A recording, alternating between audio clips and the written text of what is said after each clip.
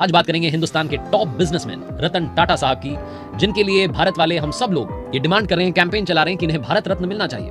और ये है कि विनम्रता से हाथ जोड़ करके कह रहे हैं कि मुझे भारत रत्न नहीं चाहिए, इस तरह के कैंपेन्स चलाना बंद कीजिए। कुछ तो बात है जो इन्हें महान बनाती है। आइए बात करते हैं उन 5 बातों के बारे में जो आपको और हमें सीखनी ही चाहिए रतन टाटा साहब से।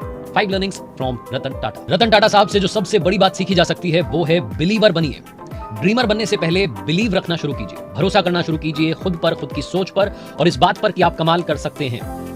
हमारा देश जहां पर घोड़ा गाड़ी, बैलगाड़ी वो दौर था, फिर अंग्रेज आए, कार हमारे देश में आई, हमें आजादी मिली, उसके बाद हमारे अपने लोगों ने कारें खरीदना शुरू किया, कार में घूमना शुरू किया। लेकिन इस बात में किसी का बिलीव नहीं था कि कार को पूरे तरीके से भारत में बनाया जा सकता है। रतन टाटा साहब ने स्क्रैच से लेकर के आखिरी तक, जीरो से लेकर के आखिरी तक एक कार बनाने का सपना रखा। भारत में ही उस कार को बनाना चाहते थे, भारत की अपनी कार बनाना चाहते थे। 1998 में 1998 में भारत की अपनी स्वदेशी car, India's first indigenous car Tata indica उन्होंने लॉन्च की, जिसे बहुत सारे लोगों ने खरीदा, बहुत सारा प्यार दिया, जो भारत की अपनी कार थी। ये एक सपना था जो रतन टाटा साहब ने देश के लिए संजोया था और इस सपने से बस यही सीखने को मिलता है कि सबसे पहले अपने ऊपर बिलीव करना शुरू कीजिए। एक बार मुंबई में तेज बरसात हो रही थी, रतन टाटा साहब अपनी कार में थे और रेड लाइट पर रुके हुए थे। तभी उन्होंने देखा कि एक स्कूटर पर परिवार आता है और वो फटाफट से एक फ्लाईओवर के नीचे जाकर के शरण लेता। रतन टाटा साहब ने जब उस फैमिली को देखा तो उनको लगा कि क्यों ना एक ऐसी कार बनाई जाए जो कि मिडिल क्लास फैमिलीज के लिए, भारत का जो मध्यम वर्गीय परिवार है वो भी कार अफोर्ड करे, 2 व्हीलर के बजाय 4 व्हीलर में ज्यादा सेफ महसूस करे। एक छोटा सा ख्याल था और वो चाहते थे कि कम से कम पैसे में अच्छी कार बने। एक रिपोर्टर ने एक बार उनसे इंटरव्यू किया और पूछा कि साहब आप कितने रुपए में इस कार को बनाएंगे, तो उन्होंने अंदाजे से कह दिया कि 1 लाख रुपए के लगभग मैं सोच रहा हूं। और वो इंटरव्यू जंगल में आग की तरह फैल गया। लोगों ने कहा कि साहब लग टक या कार टाटा साहब लेकर के आ रहे हैं। और अब उनके लिए चैलेंज था कि 1 लाख रुपए में कार बनानी। टाटा नैनो नाम की कार आई, बहुत लोगों ने खरीदी भी, हालांकि ज्यादा चल नहीं पाई।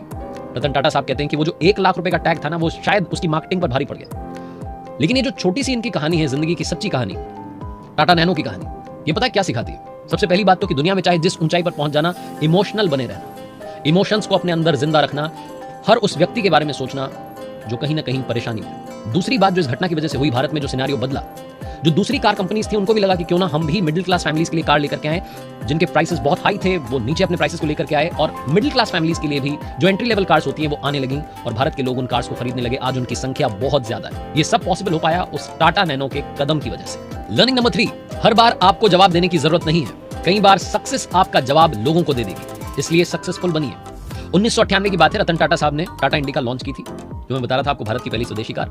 और जो रिस्पॉन्स वो मार्केट से चाह रहे थे वो मिला नहीं। धीरे धीरे कंपनी घाटे में जाने लगी और बात इस नौबत तक आ गई कि उन्हें लगा कि ये कंपनी बेच देते हैं, ये कार वाला बिजनेस किसी और को बेच देते हैं। तो एक मीटिंग फिक्स हुई फोर्ड कंपनी के बिल फोर्ड साहब से। इस मीटिंग में रतन टाटा साहब गए और जब मीटिंग शुरू हुई तो फोर्ड साहब जो थे, बिल फोर्ड, उन्होंने जो कहा रतन टाटा साहब को एक तरीके से अपमान करते जा रहे थे। वो कह रहे थे कि जो आपको आता नहीं है बिजनेस, ये कार का बिजनेस करना कैसे, आपको कुछ पता नहीं है, आपने इस बिजनेस में कदम क्यों रखा, और आज हम आपकी कंपनी खरीद करके आप पर बहुत बड़ा एहसान कर रहे हैं।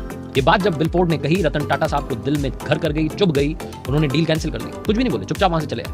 अपने एम्प्लॉय से कहा कि हमें जी तोड़ मेहनत करनी है और इसे सक्सेसफुल बनाना है। धीरे धीरे समय बदलने लगा, मेहनत रंग लाने लगी और टाटा इंडिका लोगों के घरों में पहुंचने लगी, वो कार सक्सेसफुल बनने लगी और फोर्ड जो कंपनी थी वो धीरे धीरे घाटे में जाने लगी, दूसरी तरफ दिवालिया होने की कगार पर आ गई थी। तब रतन टाटा साहब को लगा कि क्यों ना इनकी मदद करें, कुछ खरीद लेते हैं। तो एक और मीटिंग फिक्स हुई बॉम्बे हाउस में बिल फोर्ड और रतन टाटा साहब की। रतन टाटा साहब ने प्रपोजल रखा कि आपकी ये जो फोर्ड की जो कंपनी थी JLR, जो कि लैंड रोवर और जगुआर बनाती है, उन्होंने कहा कि मैं इसे खरीदना चाहता हूं। डील फिक्स हो गई। रतन टाटा साहब कुछ नहीं कह रहे थे। बिल फोर्ड ने अब की बार कहा कि आज आप हमारी कंपनी खरीद कर हम पर बहुत बड़ा एहसान कर रहे हैं। 10 सालों के अंदर बिल फोर्ड को उनका जवाब मिल चुका था। इसीलिए कोई कुछ कह रहा है कुछ मत कहिए, शांत रहिए, सक्सेसफुल बनिए। ये जो सफलता होती है, ये सफलता बहुत ज्यादा शोर मचाती है, आपको कुछ कहने की जरूरत नहीं है। लर्निंग नंबर 4, सिर्फ बिजनेस रिलेशनशिप में ही टाटा साहब अच्छे नहीं है, रिलेशनशिप्स में भी अच्छे रहे।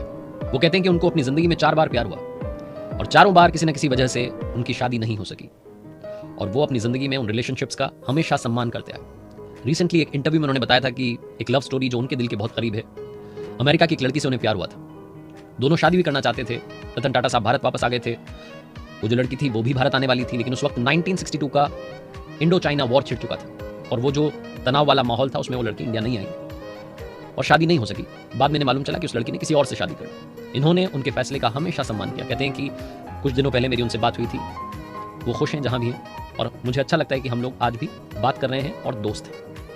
जिंदगी में कई बार कुछ लोग ऐसे कदम उठा लेते हैं रिश्तों में जिनकी वजह से उनकी जिंदगी बर्बाद हो जाती है। किस तरीके से किसी भी रिश्ते का सम्मान करना है, ये आप रतन टाटा साहब की पर्सनल लाइफ से सीख सकते हैं। उनकी अपनी जिंदगी में वो कहते हैं कि उन्होंने हमेशा उनकी दादी माँ से सीखा कि जो वैल्यूज हैं उन्हें बनाए रखना है, उनके लिए ही ये जिंदगी जीनी है।